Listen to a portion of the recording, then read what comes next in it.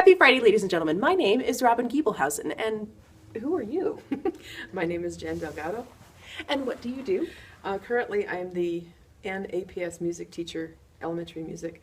In the past, I've taught orchestra and chorus.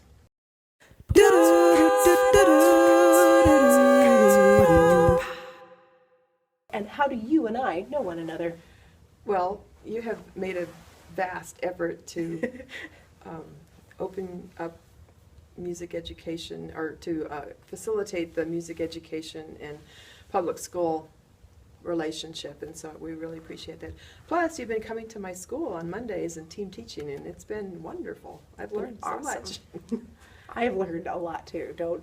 It's not just a one-way thing, that's for sure. What's one music teacher who's been really influential to you? Well, this is my 20th year of teaching, so I can't say that there's been only one person. Certainly my husband, Luis Delgado, has been influential. I use a lot of his materials that he's created. And then another teacher who's been really influential to me is Carla Haynes, because I emulate her style. She's very fast-paced, and I like that style, so anytime I can watch her teach, I try to. And she's another teacher in She's APS. another APS elementary music teacher. What's one thing in music education that you think we do really well as a profession? As a profession in general, I think we are not elitist in the terms of being a musician. Well, because of education, we bring music that is probably complicated and not accessible to people who aren't trained musicians, and filter it to where they can understand it. I mean, that's the essence of music education anyway, but we're not snobs about music. I think that's probably the best, well, one of the biggest things that I see. What's one instrument you wish you could play or you wish you could play better? Oh, I'm a closet percussionist. It's partly why I switched from teaching orchestra to teaching elementary music, because I get to play drums. Yeah. And I wish I could play traps. I've always wanted to be in a rock band. That would be awesome. And maybe marimba, the four-hand thing. I've been fascinated by that. What's one historical figure you identify with? I identify with any woman who's been a pioneer in her field in spite of a patriarchal society. So, okay, off the top of my head, I'm thinking Gloria Steinem, even though I've never followed her, but I was thinking the women composers, in music, women composers, and the women who have now are starting to lead orchestra, like Maren Alsop. Yep. Is that her name? Yeah. Yeah, and I don't exactly follow these people, but I admire what they've accomplished. So it's like, and I will tell, if I taught high school, I would probably talk to girls more about this, because in elementary school, they're still just trying to learn how to keep a steady beat. But but the opportunities for women are so much more nowadays. I'm really happy for it. Like, happy for my own daughter, because she's doing a lot of stuff that I never got to do when I was a kid. Remember, I grew up in the 60s, so.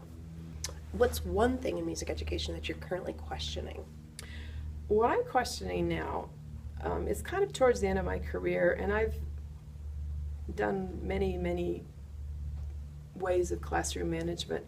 And sometimes when kids come into the room, they just really don't want to do what I'm doing. And so I've been experimenting with these electronic keyboards and cue cords and stuff, and sometimes those kids need just to be by themselves with headphones on, and that's what they do. And I realize it's not teaching them anything, but that's what they need. So I guess what I'm questioning is, why does everybody have to do the same thing all at the same time? And I know I could say this is a form of differentiation, or some people could say it's just a cop-out. But I've sort of been experimenting to see what happens, and those kids come out of music and they go, "This is the best day ever."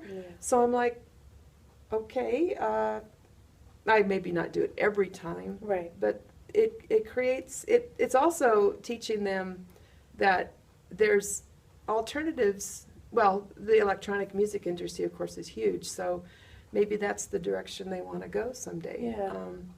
What's one profession other than your own you would like to attempt? I think I would have liked to have been a costume designer. Ooh. I enjoy, okay, you know how in music ed you sort of get, there's really no time to take other electives. And every time I've gotten to take an art course, I've loved it. And I like 3D art, and I do some sewing in my spare time, and I've done that. And I like to, like I've made a dragon for Chinese New Year. It's a nice puppet. Mm-hmm. And of course I love puppets. I'm a puppet lady, so making puppets is fun. So that kind of stagecraft costume design, I think I would have enjoyed that. And who knows, I was just my gonna second say, career, we'll there you see. go. What do you wish somebody had told you before you entered into the field of music ed? Again, I first went to school in the 70s, so Orff and Kodai and Gordon, or Learning Theory, and Suzuki were not real prevalent at the time. Sure. So the music ed courses I had were rather kind of lame. In fact, I did not actually get my teaching license till I went back to graduate school later, because I got into it and I was like, I don't like this. I didn't like the philosophies that were floating around, like Summerhill and the open school concept, and I suppose that's pretty old-fashioned thinking, but In school. yeah, there was a lot of and I was like, I'm not sure if I could do this. So since I've gotten my teaching license and went back to music education, and I've gotten into Orff, and I've dabbled in Kodai, and I've seen the Learning Theory from you, and it's just much more, it makes more sense to me now. So I'm so glad that in music education now, the students are getting that, because I think it makes it much more fun, especially for elementary. What's a piece of music you've been listening to recently? Again, since I'm a closet percussionist, on the way home I turn on cool jazz, the Oasis. And I'm like, there's some kind of cool stuff in here. And I have my little app on my phone, and I go, what was that song? And then I go download it or get it from iTunes, and I have like a nice collection of cool jazz. That's awesome. So that's your retreat music. It is. All right, and final question. What is the title of your biography or autobiography? I'm going to paraphrase one of my teacher friends. Every year I make new mistakes.